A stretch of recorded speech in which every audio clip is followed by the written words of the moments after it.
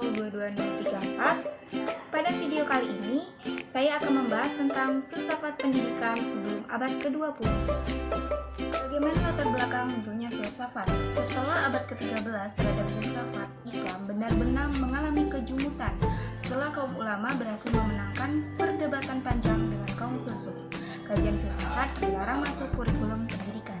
Pada sekitar abad ke-15 Masehi, tidak demikian halnya dalam komunitas gereja. Periode ini juga mengantarkan dunia Kristen menjadi terbelah. Doktrin para pendeta Katolik terus mendapatkan protes dari kaum Protestan. Para filsuf zaman modern setelah masa Aufklärung pada abad ke-17 Masehi menegaskan bahwa pengetahuan tidak berasal dari kitab suci atau ajaran agama, tidak juga dari para penguasa, tetapi dari diri manusia sendiri. Bagaimana filsafat pendidikan sebelum abad ke-20? Perkembangan filsafat umum. Berpikir pada pemikiran Puja Wijata 1986, periode perkembangan bagaimana filsafat pendidikan sebelum abad ke-20 dibagi menjadi 4, yaitu yang pertama filsafat Yunani.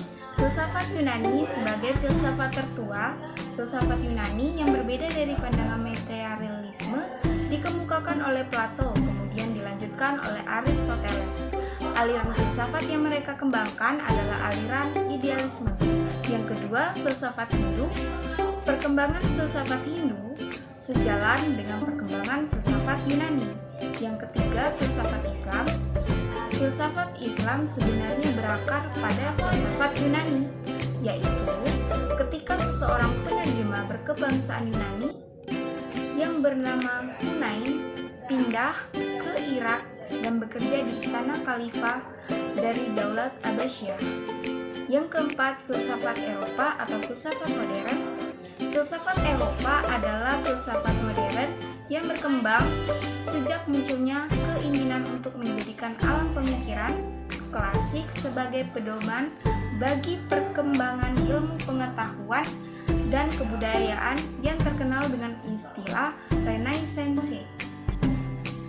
Perkembangan filsafat pendidikan. Filsafat pendidikan adalah pelaksana pandangan falsafah dan kaidah falsafah dalam bidang pendidikan yang mencerminkan satu segi dari segi pelaksanaan filsafat umum dan menitik beratkan kepada pelaksanaan prinsip-prinsip dan kepercayaan-kepercayaan yang menjadi dasar falsafah dalam menyelesaikan masalah-masalah pendidikan secara praktis.